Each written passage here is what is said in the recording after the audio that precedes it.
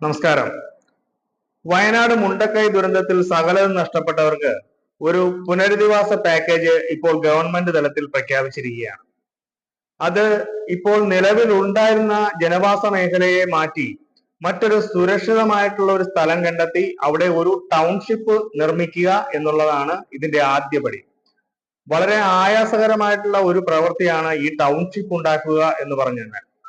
എന്നാൽ ഇതിനെ കൂടുതൽ ആളെ ഉൾപ്പെടുത്തിക്കൊണ്ടും എഞ്ചിനീയേഴ്സിനെയും മറ്റും കൂടുതൽ ഉൾപ്പെടുത്തിക്കൊണ്ട് നല്ല രീതിയിൽ തന്നെ ഈ ടൗൺഷിപ്പ് പണിയുന്നതിനും എത്രയും വേഗം കാര്യക്ഷമമായി തീരുന്നതിനും വേണ്ടിയിട്ടുള്ള നടപടികൾ ഗവൺമെന്റ് തലത്തിൽ നടപ്പിലാക്കി വരികയാണ്.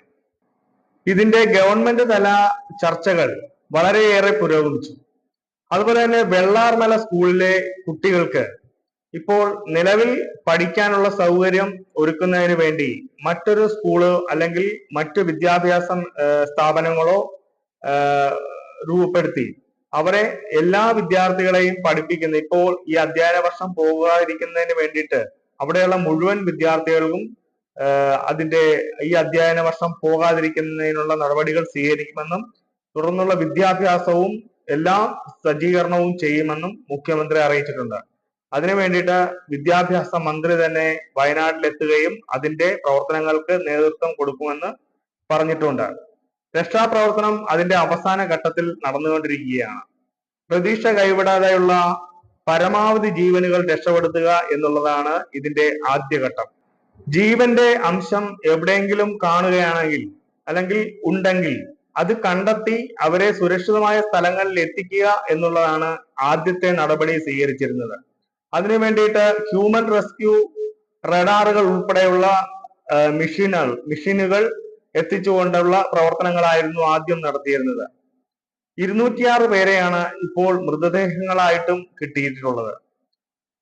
ഇതിന് പിന്നീട് മണ്ണിൽ പുതഞ്ഞ മൃതദേഹങ്ങൾ കണ്ടെത്തുന്നതിന് വേണ്ടിയിട്ട് അത്യന്താധുനികമായിട്ടുള്ള ഒരു ഉപകരണം കൂടി കൊണ്ടുവരികയാണ്.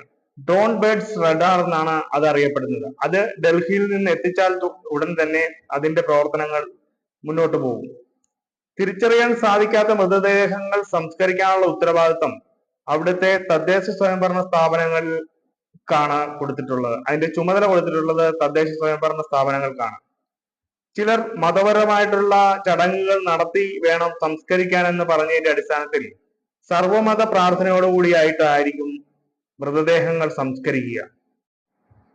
തങ്ങളാൽ കഴിയുന്ന എന്ത് സഹായത്തിന് വേണമെങ്കിലും തയ്യാറാണെന്ന് പറഞ്ഞുകൊണ്ട് പലരും മുഖ്യമന്ത്രിയുടെ ദുരിതാശ്വാസ നിധിയിലേക്കും തങ്ങളാൽ കഴിയുന്ന നേരിട്ട് എത്തിക്കുന്നതിനും വേണ്ടിയിട്ടുള്ള പ്രവർത്തനങ്ങൾ ജനങ്ങൾ ഏർപ്പെട്ടിരിക്കുകയാണ്.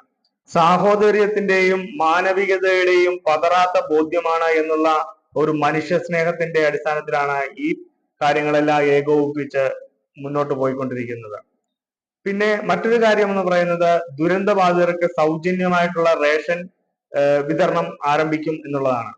മുണ്ടക്കൈ, ചൂരൽമല തുടങ്ങിയ പ്രദേശങ്ങളിലെ റേഷൻ കടകളിൽ പൂർണ്ണമായും അരിയും മറ്റു സാധനങ്ങളും എത്തിച്ചുകൊണ്ട് മുഴുവൻ ഗുണഭോക്താക്കൾക്കും എത്തിക്കുന്ന രീതിയിലുള്ള പ്രവർത്തനങ്ങൾ ഏകോപിപ്പിക്കുമെന്നും അതിനുവേണ്ടി അവിടെ ഭക്ഷ്യ മന്ത്രി തന്നെ നേരിട്ടെത്തി അതിന്റെ കാര്യങ്ങൾ വിലയിരുത്തുമെന്നും മുഖ്യമന്ത്രി അറിയിച്ചിരിക്കുകയാണ്.